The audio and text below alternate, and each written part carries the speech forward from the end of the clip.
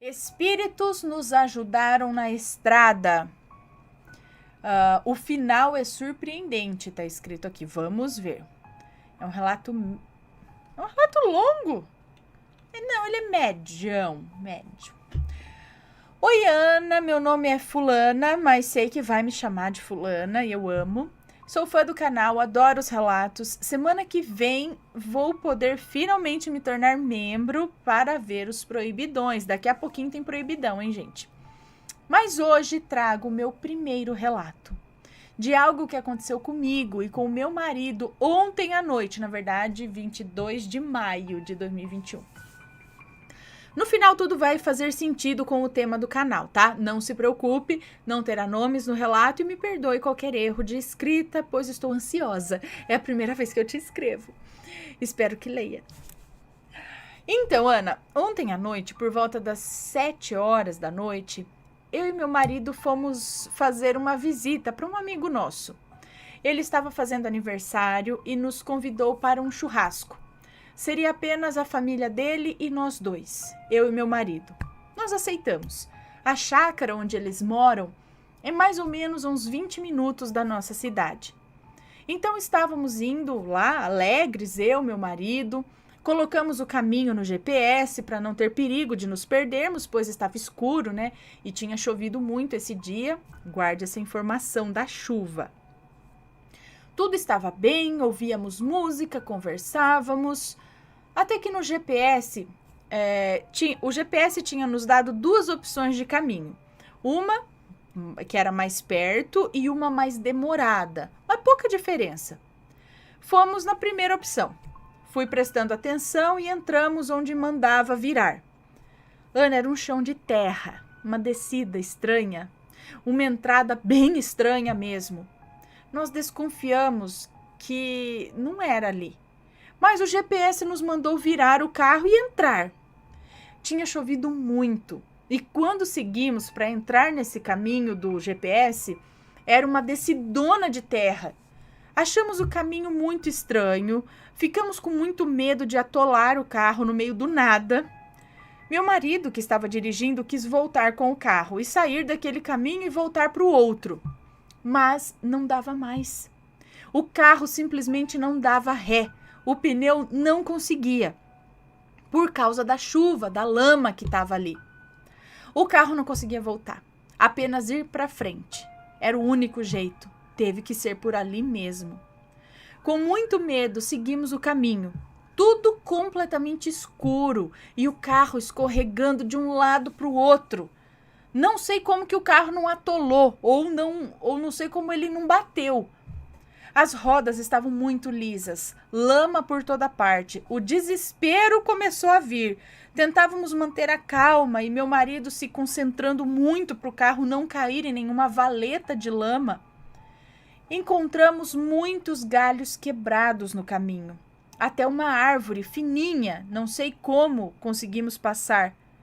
Encontramos até uma árvore fininha ali caída, eu acho, e não sei nem como a gente conseguiu passar, mas conseguiu. Morríamos de medo de acabar encontrando uma árvore grossa caída no meio do caminho. Aí a gente já tá ferrado, porque o carro não conseguia voltar. Não conseguia ir para trás, só ir para frente. Se tivesse uma árvore ali, o que ia fazer? Olha, dava muito medo, mas muito mesmo. Parecia filme de terror. Ainda bem que o celular tinha sinal, então se alguma coisa acontecesse ia dar para ligar para alguém. Menos mal, né? O caminho todo durou mais ou menos uns 7 minutos, mas pareceu uma eternidade. Simplesmente parecia um sonho, do qual eu iria acordar e não seria real, sabe? Realmente aquilo não parecia de verdade. Mas, felizmente, eu não sei como. Mais tarde daquela noite eu soube, né? Mas naquele momento, quando finalmente saímos daquela estrada horrível, eu não sabia como que a gente tinha conseguido. Foi muita sorte, ou algo parecido. Chegamos na estrada principal, que em 2 minutos levava até a chácara.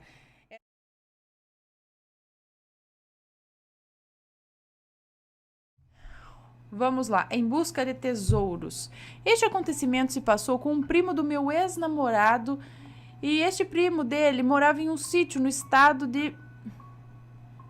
Eu já li esse aqui? Não sei.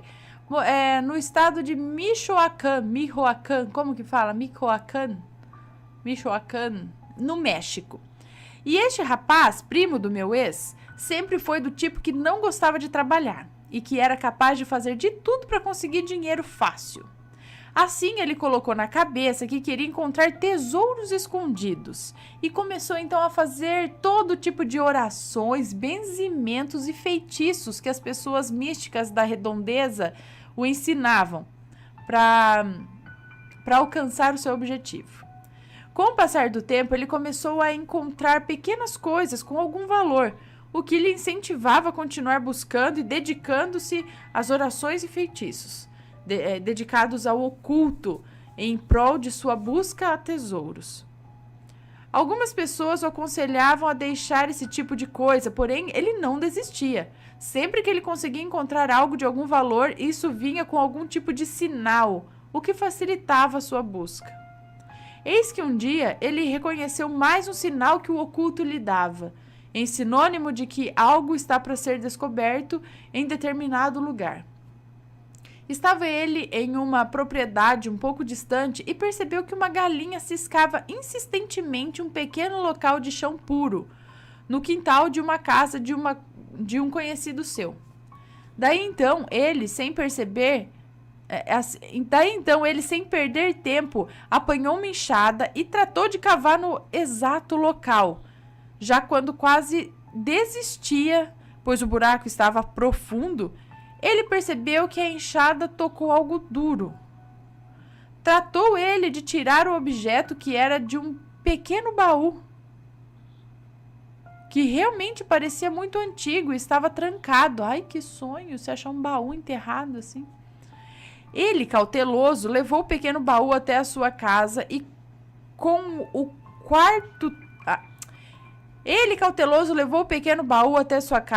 quarto trancado, em silêncio, tentou abrir o baú, que por demasiado velho se abriu sem muita dificuldade. Então ele encontrou dentro várias notas de dinheiro, porém se tratava de uma fortuna inválida, pois aquele dinheiro provavelmente pertenceu a mais de um século. Ele também sentiu um aroma muito forte no momento que abriu o baú, porém não se fixou nesse detalhe.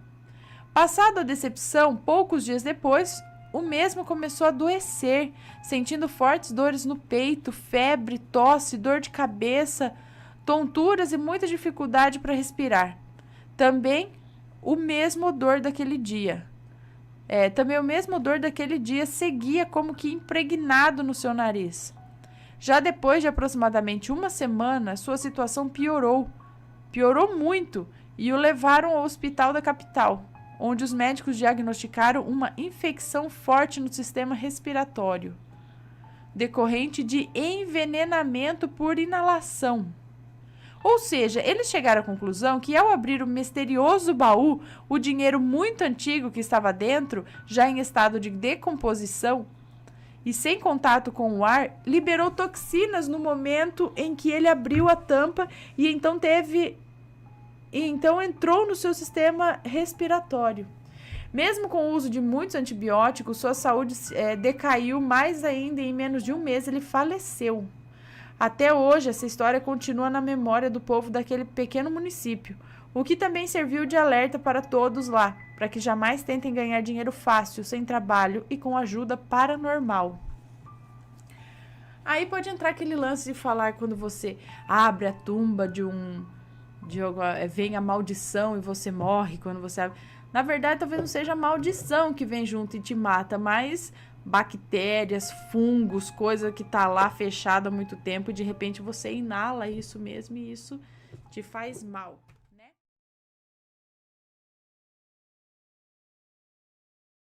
A entidade que bate é um relato curto. Até tá. Pessoal, tem 39 superchats, tá? Então, pelo jeito, não teremos sorteio hoje de novo. Vou contar esse último relato da noite e vamos encerrar, ok? A entidade que bate. Olá, Ana, meu nome é Fulana, tenho 21 anos e sou do Paraná, mas atualmente moro em Portugal. Moro com meu namorado e com os meus sogros, Pode contar sem problemas, não há nomes. Ok. Isso aconteceu no mês de abril de 2018, depois da Páscoa. Isso aconteceu no mês de abril de 2018, agora, depois da Páscoa, que ainda estava bem frio, apesar de ser primavera. Então, quando meu namorado chegava do trabalho, à noite, lá pelas 10 da noite, íamos fumar na garagem da casa depois do jantar. De repente, ouvimos um barulho de batida na porta da garagem. Meu namorado e eu achamos que fosse o meu sogro batendo, então meu namorado ligou para o meu sogro para perguntar se era ele que estava batendo, mas ele disse que já estava deitado. Então subimos as escadas correndo, pois era uma batida furiosa e muito forte. Fomos até o quarto deles, lhes dizer o que se passava e decidiram ver o que era. Meu sogro e o meu namorado foram para fora enquanto aquilo batia. E quando abriram a porta da frente da casa, a batida cessou. Mesmo assim, saíram rapidamente e não viram absolutamente nada. Até que entraram novamente e eu e o meu namorado voltamos à garagem para buscar os cigarros que ficaram lá. E a batida enfurecida começou novamente. Parecia que batia na porta com algum tipo de ferro e batia na escada de ferro que tem ao lado da garagem. Era um barulho insuportável de se ouvir e cada vez mais forte. Ficava enquanto estivéssemos lá. Aquilo só batia quando sentia a nossa presença. E foi assim. Descemos várias vezes a garagem e aquilo batia com mais raiva. Meu sogro saiu com a espingarda lá fora, percorreu ao redor da casa e não viu nada. Não era gente, porque não dava tempo de escapar sem ver a pessoa, e muito menos ouvíamos passos. Podíamos ter aberto a porta da garagem no momento em que aquilo estava batendo, mas ninguém teve coragem, porque no fundo sabíamos que aquilo não era gente. Estávamos com medo de ver o que estaria atrás daquela porta. No outro dia de manhã, fomos ver se víamos algo mexido, mas não havia nada. Mas depois vi que havia ali marcas na escada, marcas que tiraram a tinta. Tenho certeza que aquilo não era gente. Acredito que fosse uma entidade que estava brincando conosco naquela noite, pois um dia antes havia uma vela acesa num terreno baldio do lado da casa, bem na direção da garagem. Isso pode ter alguma coisa a ver, não sei. Espero que nunca mais volte, mas sinto que quando menos esperarmos vai acontecer de novo. Um beijo, Ana, adoro o canal. Obrigada, um beijo para você. Um beijo para todo mundo aí de Portugal, do Japão. Sempre tem gente, todo mundo aí de fora do Brasil que está assistindo.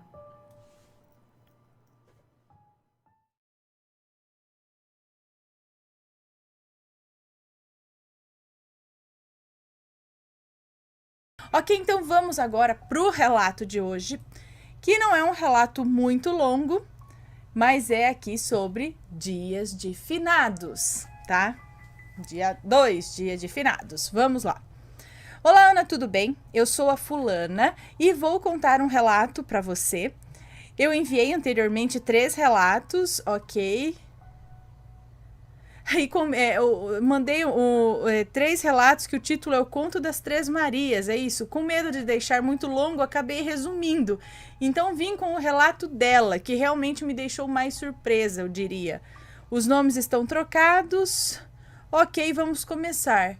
Conto das Três Marias. Então, bom, não sei. Vamos lá. Eu não lembro, gente. Alguns aí eu acabo não lembrando. Mas vamos ver do que se trata este relato aqui. Bom, a minha mãe tinha muitos irmãos, ao todo eram 7.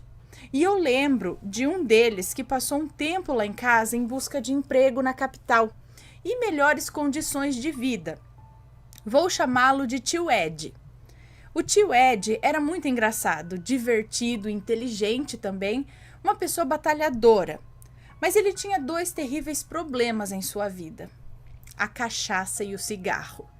Apesar de viver bêbado, ele nunca tratou nem a mim, nem a nenhum dos meus irmãos de forma ruim, nem nada disso. Ele sempre nos tratou muito bem, mas sabíamos que aquilo não era a vida para ele, né? Então, depois de várias bebedeiras, a minha mãe teve que conversar com ele e ele acabou voltando para o interior. E lá ele continuou sua vida, mas infelizmente nunca conseguiu largar nem o cigarro nem o álcool, o que infelizmente causou várias confusões e discussões na família. Um dia ele foi em casa. Um dia ele foi em cada um dos irmãos com quem ele estava brigado e se desculpou por tudo. E disse que tentaria mudar tudo aquilo e que ele ia largar aquela vida. Mas infelizmente ele decidiu isso tarde demais. Ele foi encontrado na manhã seguinte, morto, deitado em sua rede. Ele morreu enquanto dormia. Eu não sei o motivo da morte, porque minha mãe só me dizia que foi por causa da bebida. Então eu deduzi que foi cirrose. Todos ficaram muito abalados, foi feito o velório e por fim ele foi enterrado no cemitério do interior lá onde no cemitério do interior lá de onde minha mãe morava. Acho que é isso. Pode ser também algum ataque cardíaco, alguma coisa assim, porque a bebida implica em muita coisa, né, no corpo. Cigarro também, enfim, quando há um abuso, né? Passaram-se 3 meses e chegou o dia de finados, que já era costume da minha mãe e da minha tia-avó Maria, a Maria 3 a M3 do relato das Três Marias. Era costume da minha mãe, da minha tia-avó e alguns outros familiares visitarem os túmulos e acenderem velas, fazer uma oração ali. Assim que chegou em frente ao túmulo do meu tio Ed, minha tia acendeu algumas velas e começou a rezar por ele. E na mesma hora ela começou a passar mal. Então seus netos a levaram para o carro para poderem ir para casa e aí o mal-estar da minha tia não passava. Levou ela para o carro para levar para casa e não passava o mal-estar. Ok. Como já falei antes, no relato lá das Três Marias, a minha tia Maria, ela era espírita e uma médium poderosa. Muitas pessoas a procuravam para orações, para limpezas espirituais e ela desfazia trabalhos também, mas na época ela já não fazia isso, porque já era idosa. Ela já estava com 87 anos, então já não tinha aquela mesma energia de antes. Bom, quando chegou em casa, eles foram para a cozinha. Antes disso, eu tenho que descrever a cozinha da minha tia Maria. Ela não é uma cozinha grande, é uma cozinha simples, mas tinha uma mesa que se destacava por ser bem antiga e muito pesada. Me lembro de uma vez que estava sendo feito ali umas mudanças por causa do aniversário da minha tia e precisou de 4 homens para mudar aquela mesa de lugar. Para vocês terem uma ideia, tá? Ter uma noção aí do peso dessa mesa. Precisou de 4 homens para mover a mesa de lugar. Bom, voltando ao relato, todos estavam ali na cozinha e a minha tia-avó começou a agir estranho. A forma que ela falava já não era mais a mesma. Ela normalmente andava meio corcundinha, sabe? E mancava de uma perna, mas dessa vez ela estava andando normal, com a coluna ereta. E parecia furiosa quando a minha mãe foi falar com ela. Ela falou com uma voz rouca, parecia mais uma voz de homem do que de uma senhora. Nessa hora, uma das netas, que era espírita também, percebeu o que estava acontecendo e pediu para que todos se sentassem em cadeiras ao redor da mesa, rezando, e tentassem se comunicar com o espírito incorporado na minha tia-avó. E enquanto isso, a minha tia Maria andava de um lado para o outro e seu rosto demonstrava uma mistura de raiva com confusão, como se não entendesse o que estava acontecendo ali. Eu sei que começaram a fazer perguntas e descobriram quem era o espírito. E era o meu tio Ed. O mesmo falava furioso, que não entendia o que estava acontecendo. que ele chamava os irmãos e o meu avô, mas não via ninguém, era tudo escuro, que ele só viu a tia Maria, e aí resolveu ir atrás dela por conta disso.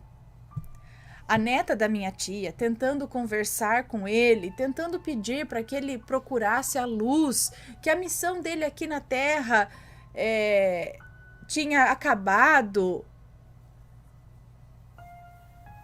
Que a missão dele aqui já tinha acabado, uma coisa assim, explicando que ele tinha morrido e tal. Na hora que ela falou em morte, o meu tio de raiva, dizendo um não tão alto que todos da sala ficaram espantados. E na hora do grito e da raiva dele, incorporado ali na minha tia, colocou as pontas dos dedos debaixo da mesa e com uma única mão ele levantou a mesa assim para cima e colocou no chão de novo. Com as pontas dos dedos embaixo da mesa, que com uma única mão levantou aquela mesa e pôs no chão de novo. Todo mundo, inclusive a minha mãe, não conseguia acreditar no que estava vendo. Ela não conseguia nem reagir. A única que conseguia ainda falar alguma coisa era a neta, que era espírita, da minha tia, a neta da minha tia. Olha, passaram-se horas, até que por fim a raiva do meu tio foi se tornando tristeza. Disse que ele só se lembrava de ter ido dormir e no outro dia ter acordado naquela escuridão. Que ele estava se sentindo sozinho e todos na cozinha continuavam rezando por ele e então acenderam velas, até que ele finalmente saiu e a minha tia-avó desmaiou. Depois de uns minutos, ela acordou sem se lembrar de nada que tinha acontecido. Disse só ter visto o meu tio Ed se despedindo dela e aí ela acordou. Olha, eu sei que foi muito doloroso para toda a família saber sobre isso. E aí todos acenderam velas para ele toda noite. E todos acho que acendem velas para ele, ou acenderam naquela vez velas para ele toda noite de finados, para que ele seguisse a luz. Ou então acenderam velas a noite toda do dia de finados, alguma coisa assim, não entendi, para que ele seguisse essa luz, ou para que ele seguisse, né, continuasse o caminho dele e encontrasse a luz, porque ele dizia que só via escuridão. Minha tia-avó, depois de um tempo, não tocou mais no assunto. Quando era perguntada sobre onde ele poderia estar agora, ela só dizia que ele tinha achado o seu caminho. Minha mãe disse que nunca vai esquecer o que presenciou naquele dia e que aquilo lhe marcou muito. Bom, esse foi o meu relato. Creio que seja no mínimo interessante. Se inscrevam no canal e deixem o seu joinha. Obrigada por ter lido e até um próximo relato meu. Bye! Um beijo para você, muito obrigada. Então, será que está aí a importância, talvez, ou uma das funções ou importâncias da vela no dia de finados, ou você acender uma vela, como, por exemplo, no Dia de los Muertos, não é que eles acendem também velas, eles falam que eles são guiados também pelo cheiro. Então, o aroma, o cheiro, os incensos, tudo é muito importante no caso deles, porque eles dizem que é por aí também que os mortos se guiam, né? Tem a luz das velas também e o aroma. Aí, então, falando da importância das velas, porque essas pessoas, ou algumas pessoas, muitas vezes não tem como a gente saber, porque não é todo mundo que vai, ainda bem, né? Só faltava, que vai e volta e fala, seguinte, eu não estou enxergando nada, que estou no escuro. Você fala, ele está no escuro, então eu vou acender uma vela. Então a gente não sabe, vai que a pessoa tá no escuro. Então por isso o lance de acender velas, seria isso? Acender velas para os que já se foram, para que eles tenham uma luz, um caminho de luz, para que eles encontrem a luz. Mas se acende a vela aqui, acende uma luz espiritual, porque assim, eles não vai vir pra vela, né? Eu já fico pensando, mirabolando. Não, mas eu sei que é esse simbolismo, esse lance da luz. Mas eu fico pensando se o negócio não é só simbolismo, se é físico, né? Porque eu já ouvi também alguns relatos falando do negócio que eles veem na vela, porque não é bom você acender vela para espíritos dentro de casa. Ah, eu vou acender essa vela aqui para uma alma. E você acende dentro de casa. Diz que não é bom, porque então você pode atrair essa alma para a vela. Mas aí... Pessoal, me expliquem, deixem nos comentários aí como funciona e por que a gente acende as velas para os que já se foram. Qual o local ideal no túmulo das pessoas, fora de casa? Se de repente você não pode, eu não posso ir até o cemitério. Ou a pessoa que me é querida está enterrada num local muito longe. Eu moro em outro estado, em outra cidade, não tenho condições de ir. Aí mas você quer acender uma vela para essa pessoa? Você acende onde? No quintal de casa? Você oferece? Ou não, eu não tenho exatamente para quem oferecer, quero oferecer para as almas que estejam por aí precisando, entendeu? Aí você vai lá e coloca a vela fora de casa para dar uma luz para essas almas. Mas você pede a luz para eles ou eles vão vir até a vela? Por que não pode acender dentro de casa? Me deixem aqui as explicações, por favor. Pessoal, muito obrigada. Esse foi o relato de hoje. Espero que tenham gostado. Um grande beijo para vocês. E se você tem alguma experiência aí com o dia de finados, se algo já aconteceu aí com vocês nesse dia referente a alguma coisa do tipo velas ou espíritos e tal, manda o relato pra gente, ok?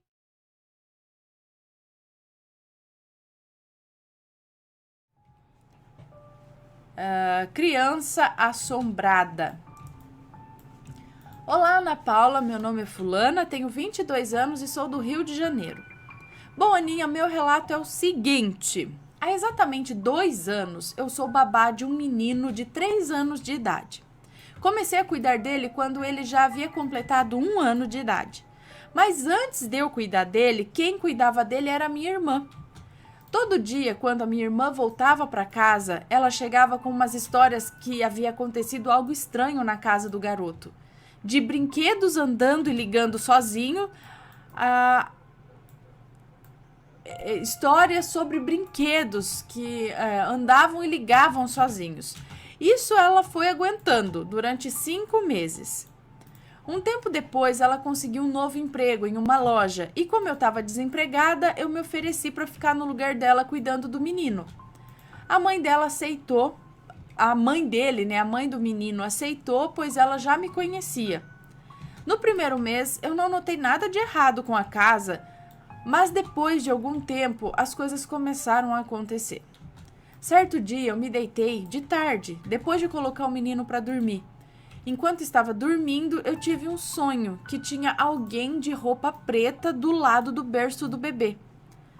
Então, no sonho, eu levantava e tentava entrar no quarto dele e eu não conseguia. Parecia que havia algo me impedindo de entrar lá. Então, aquele ser estranho que estava no quarto fechou a porta.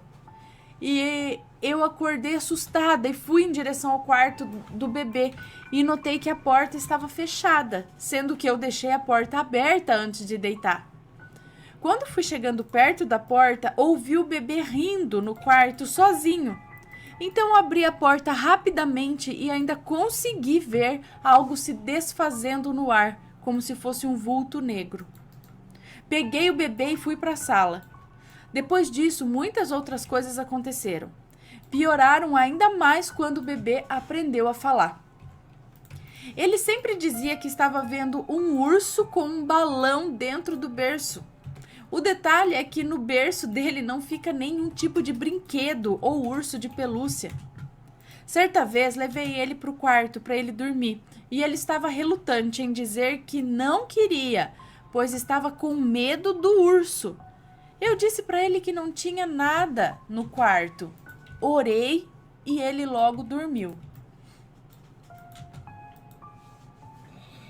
Me deitei no sofá da sala e logo peguei no sono também. Mas acordei 20 minutos depois com o cachorro. Mas acordei 20 minutos depois com o choro de desespero do menino. Quando cheguei no quarto, ele estava chorando muito e sentado, todo encolhidinho, em um dos cantos do berço. Parecia que tinha algo dentro do berço com ele, pois ele se esquivou do outro lado. Ele se amontoou ali do outro lado do berço. E assim que eu... Ele se esquivou, não sei, do outro lado do berço assim que eu o tirei de lá. Tenho a impressão que tudo que acontece tem ligação com o quarto dele, pois toda vez que eu vou lá eu sinto algo estranho. Hoje ele tem 3 anos e fala tudo, até demais.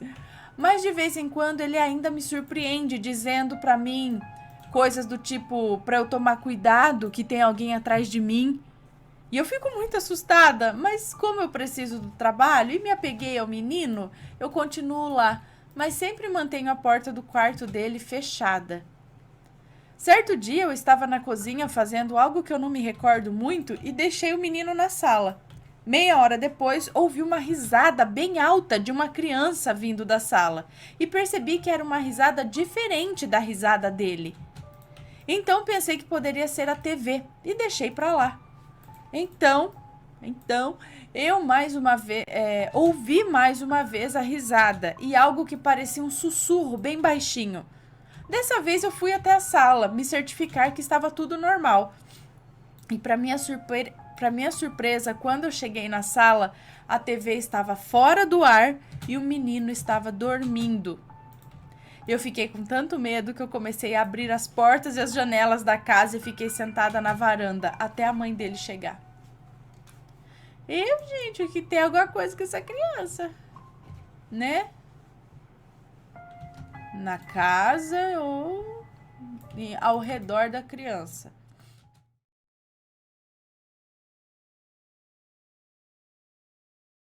A casa, entre aspas, de flores.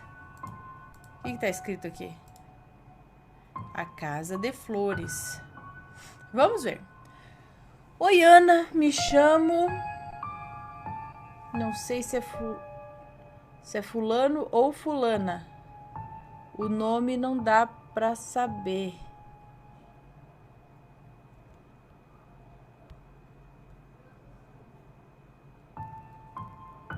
Então, eu não sei se é moço ou moça, porque o nome é assim, ambíguo, assim, não dá pra saber. Enfim, vou achar que é um moço.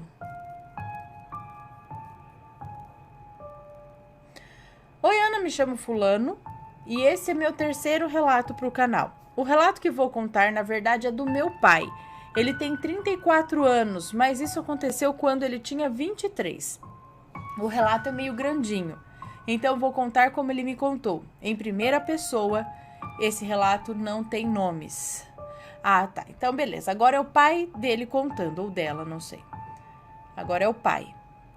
Nessa época, você tinha... como ele estava contando pra ele isso. Nessa época, você tinha 4 anos. Então, eu tinha que trabalhar com a minha tia para conseguir dinheiro para comprar as suas coisinhas. Tá falando pro filho, né? Já que o meu emprego anterior tinha me demitido, pois a empresa estava em situações financeiras não muito boas, por assim dizer. Nesse dia, eu e minha tia estávamos limpando um barracão. Não me lembro a quem pertencia, mas iríamos ganhar uma boa quantia, então não me importei muito. Quando terminamos de limpar, fomos procurar por quem nos pagaria, mas não havia ninguém por ali. Então apenas andamos mais um pouco pela área, mas tudo que avistamos foram casas completamente fechadas e uma casa perto da estrada. Uma casa pequena e de teto muito... Mas onde você estava? Onde era esse barracão? Enfim, uma casa pequena e de teto muito baixo. Mas não era uma casa comum. Era uma casa inteira de flores. Como assim? Uma casa inteira de flores. Rosas brancas lindíssimas. Minha tia estava admirada com essas rosas. Até que saiu um rapaz de trás da casa, com uma rosa na mão. O rapaz nos cumprimentou e ofereceu a rosa à minha tia, que aceitou de um jeito tímido, pois o rapaz era muito bonito. Então ele começou a conversar com a gente e ficamos conversando ali por um bom tempo, até ele se despedir, dizendo que tinha que voltar para casa, e logo o rapaz foi embora. Quando percebemos, já estava muito tarde e a minha tia tinha medo de pegar a estrada à noite. E como eu ainda não tinha tirado a carta de motorista, eu não podia dirigir por ela. Pensamos em pedir para alguém para estacionar o carro na garagem dessa pessoa apenas para passar a noite no carro mesmo. A uns 300 metros do barracão tinha uma casa com um trailer estacionado na frente, a única que estava com as luzes acesas. Então, pegamos o carro que estava estacionado perto do barracão e fomos até lá. Quando chegamos, saímos para falar com o dono da casa. Uma mulher e uma criança saíram pela porta da frente antes mesmo de eu bater. Então, sem enrolar, eu perguntei se a gente poderia deixar o carro para passar a noite e que iríamos embora logo de manhã. A mulher pareceu meio inquieta e disse: "Eu não sei se é uma boa ideia vocês dormirem por aqui. Mas o trailer está vazio, só tem uma cama e os outros cômodos estão vazios, então se quiserem podem dormir lá." Eu e minha tia agradecemos a mulher, logo entramos no trailer que estava aberto e nos acomodamos ali mesmo. Porém, durante a noite, acordamos ao sentir o trailer tremendo. E logo ouvimos gritos do lado de fora e batidas na porta. E uma voz feminina dizia: "Me deixa entrar!" enquanto víamos as batidas. Eu pensei que fosse alguém precisando de ajuda, então me levantei e abri a porta. Porém, na mesma hora que abri, tudo ficou em silêncio. Não tinha nada do lado de fora. Então voltei a fechar a porta e quando fechei, de novo os gritos e as batidas. Respirei fundo, já meio irritado, e apenas fui me deitar, ignorando por estar muito cansado e com sono. Minha tia estava com medo e disse para que ficássemos quietos, que logo aquilo ia embora. E assim foi. Depois de longos minutos, tudo parou do nada, assim como começou, e voltamos a dormir em paz. Mas, pela manhã, aquilo voltou, e eu, já muito bravo, fui abrir a porta novamente, mas dessa vez, uma mulher entrou com tudo no trailer e gritou: "Eu quero de volta aquilo que me pertence, me devolva." Eu estava muito confuso e a minha tia acordou assustada com aquilo. Enquanto eu tentava entender o que estava acontecendo, a criança que estava com a mulher na casa entrou no trailer e disse para que a mulher parasse e fosse embora. E até a chamou de mãe. A mulher parou de gritar e simplesmente saiu do trailer. Eu não faço ideia para onde ela foi. Pareceu ter sumido, sem mais nem menos. Eu, achando que ela era uma louca, chamei a polícia, que demorou uma meia hora para chegar. Enquanto eu relatava as coisas ao policial, começamos a ouvir sons de tiro. O policial pediu para que ficássemos ali, que ele ia averiguar. Quando ele voltou, ele estava pálido. Ao perguntar o que aconteceu, o policial nos contou que estava na estrada quando uma mulher de branco apareceu do nada na frente do carro, o fazendo frear com tudo. Então ele começou a dar ré e várias daquela mesma mulher iam aparecendo na frente dele, até que ele bateu a traseira em uma caminhonete. Ele estava quase indo para o barranco, mas a caminhonete que estava ali impediu isso. Então, quando ele voltou a olhar para frente, não tinha mais nada ali. Não tinha mulher nenhuma. Então, ele voltou para nos contar. E eu pensei, todo mundo aqui é louco, meu Deus, é melhor ir embora logo. Então, apenas agradeci o policial e a dona da casa, mas a criança foi até a minha tia e disse que era melhor ela devolver a rosa que ganhou, daquele moço. Minha tia, sem entender muito bem, apenas concordou. Logo pegamos o carro e voltamos ao barracão para receber nosso pagamento, e depois a minha tia quis passar naquela casa novamente para devolver a flor ao rapaz. Porém, quando chegamos na casa, as flores estavam todas secas. E eu reparei que havia algo estranho. As rosas pareciam estar enfeitando uma casa. Eu reparei algo estranho. As rosas que pareciam estar enfeitando uma casa, agora, prestando mais atenção, elas pareciam ser a casa. Então comecei a enfiar minha mão por dentro daquelas flores, mas não tinha parede por trás delas, como eu havia imaginado. Puxei as flores secas para o lado até que vi uma grande lápide. Ou seja, era uma espécie de casa feita de flores em volta de uma lápide. Relembrando que era apenas uma lápide e bem grande. Nesse mesmo momento, ouvi a minha tia gritar ao ver a rosa na mão dela secar de repente. Então olhei para as fotos na lápide e havia 2 fotos. Uma de uma mulher e a outra de um rapaz. Reconheci ambos. A mulher era aquela que entrou no trailer dizendo que queria de volta alguma coisa. E o rapaz era o mesmo que entregou a flor à minha tia. Eu peguei minha tia pelo braço e fiz a gente sair o mais rápido possível dali. E fiz que ela deixasse a flor ali mesmo no chão. Só sabia que nunca mais queria voltar para aquele lugar, nem que me pagassem R$1 milhão. E esse foi o relato do meu pai. Ele disse que sabe que parece uma história de filme, mas ele jura de pé junto que foi exatamente assim que aconteceu.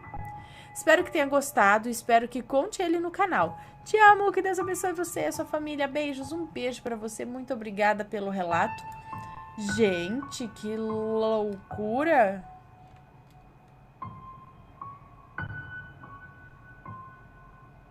Nossa, só fico imaginando as rosas dando a volta na lápide, alguma coisa assim, que para parecer que era uma casa. Era grande, hein? Esse povo tava atormentado lá.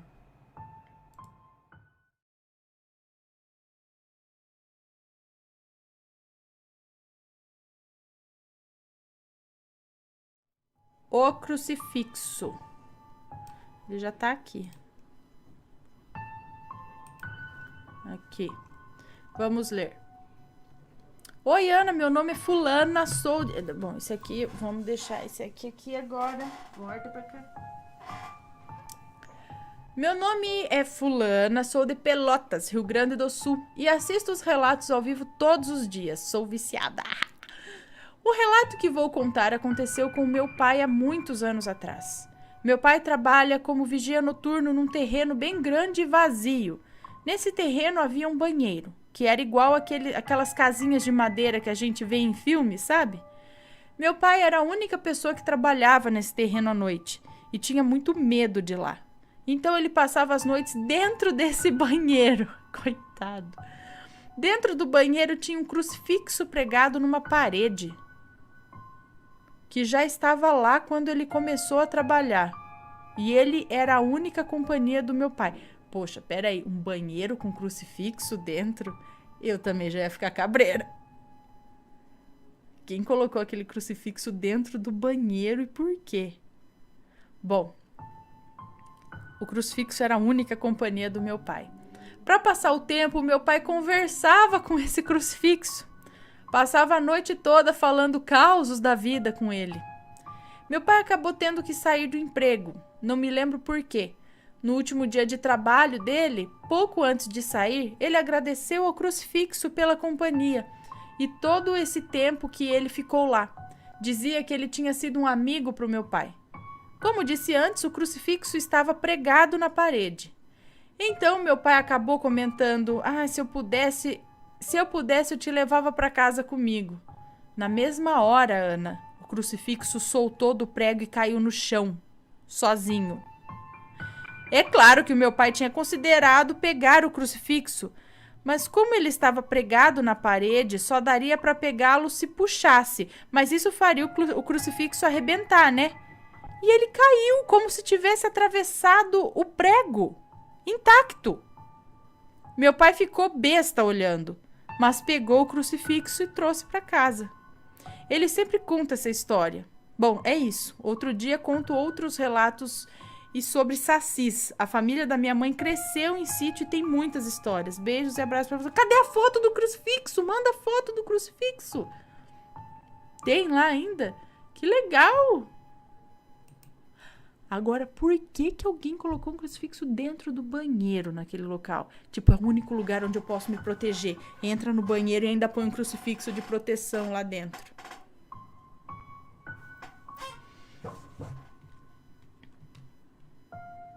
Mas legal, hein?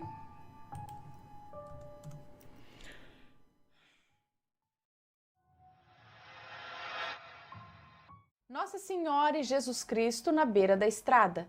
O moço que nos conta esse relato é nascido e criado aqui em Catanduva, aqui do lado. Hoje ele mora em Minas Gerais por conta da faculdade. Mas hoje o relato não é sobre ele, sim sobre o avô dele, um cearense arretado, daqueles que em briga de foice ele ia somente com as mãos. E ele diz que como a mãe e o pai dele nunca foram casados, ele sempre viveu com a mãe e tinha na figura do avô, né, a figura paterna. Hoje o avô dele tem mais de 80 anos e já não tem mais toda aquela vitalidade, mas ainda se lembra de muita coisa. Ele conta que o avô saiu do Ceará com seu irmão fugindo do seu pai, que era muito bruto e maltratava eles. E aí, ao chegar em Minas, eles se separaram, eles se dividiram e ele acabou vindo para São Paulo e o irmão dele para o Rio de Janeiro. E após disso ele perdeu todo o contato com toda a família dele. E diz que até hoje ele nunca conheceu ninguém da família do avô dele. Ele pede desculpas pela enrolação, mas ele queria colocar vocês no contexto. Então, ele conta que quando o avô dele tinha 14, 15 anos de idade, ele estava trabalhando na pavimentação de uma estrada lá no Ceará mesmo, para poder ajudar a sua família. Assim, após o expediente, ele estava muito longe do ônibus que levava a turma de volta para o acampamento, porque diz que tinha muitos trabalhadores que não eram daquela região. E como ele estava longe do ônibus, ele acabou perdendo o ônibus. E como ele perdeu sua carona, ele se viu ali sozinho, no meio do nada, morrendo de fome. E ele também não conhecia o lugar, então ele estava perdido, completamente perdido ali. Ele então começou a andar pela estrada, quando ele avistou uma barraca, feita de bambu e madeiras velhas. E lá dentro tinha um homem, não muito velho, cerca de uns 30 anos de idade, com grande barba e cabelos compridos também. E quando o avô dele chegou mais perto, esse homem o chamou e perguntou se ele estava com fome. E ofereceu ao avô do moço que nos conta esse relato um pedaço de pão e um pedaço de rapadura. E o avô dele, como estava faminto, logo aceitou. E ele conta também que mesmo aquele lugar sendo muito simples, ele sentia uma paz enorme estando ali do lado daquele homem. E assim que o avô dele comeu, se levantou e disse que tinha que partir, porque ele tinha que encontrar os companheiros dele. Mas aí já estava começando a anoitecer. Então aquele mesmo homem que deu o pão para ele, falou que logo mais ali à frente tinha uma casa e que ele poderia passar a noite ali naquela casa. E aí ele concordou e foi. E aí depois de andar uma meia hora mais ou menos, ele encontrou a tal casa. E lá estava esperando por ele uma mulher com cabelos negros e uma pele bem branca, mas assim tão branca que chegava a quase brilhar. O que ele diz que era bem diferente das pessoas ali daquela região. A mulher então o acolheu, ofereceu comida e uma cama para ele descansar. E aí logo de manhã, quando ele acordou, ele já disse que ele precisava ir, que ele precisava alcançar e encontrar os companheiros dele. A mulher então apontou o dedo para a estrada e disse, segue por aqui e logo encontrará alguém. Que era o mesmo caminho que ele tinha feito no dia anterior. Ele agradeceu a mulher e começou a caminhar. Mas assim, depois dele dar uns 5 passos apenas, ele se virou de novo em direção à casa. E viu que aquela casa bonita onde ele tinha passado a noite, agora era apenas uma casa velha, caindo aos pedaços e toda queimada. Ele achou muito estranho, mas continuou andando. Foi quando ele chegou no mesmo lugar onde aquele homem tinha ajudado ele, naquela barraca de bambu e madeira. E percebeu que ali não tinha também mais nada e nunca teve. O mato da beira da estrada nunca tinha sido mexido. E depois de mais uns 10 minutos de caminhada, ele conseguiu achar os outros trabalhadores ali mesmo na beira daquela estrada. E o avô dele afirma que as pessoas que o ajudaram foram Jesus Cristo e Nossa Senhora. Pois ele perguntou para quem era ali da região se conheciam essas duas pessoas. E eles disseram que nunca tinham visto ninguém naquele estilo. Que história legal, hein? E se vocês gostaram desses relatos, deixa o seu joinha, se inscreve no canal, segue a gente nas redes sociais e compartilha esse vídeo com seus amigos. E tenham um Feliz Natal! Levem esses relatos no coração e levem como exemplo para aí talvez reviver a fé, aquele fogo que tem dentro. Um Feliz Natal, um beijo para vocês e até o próximo relato. Tchau! Está gostando dos relatos no Reverso Assombrado? Então não se esqueça de deixar o seu like. E é claro, se ainda não for inscrito, se inscreva.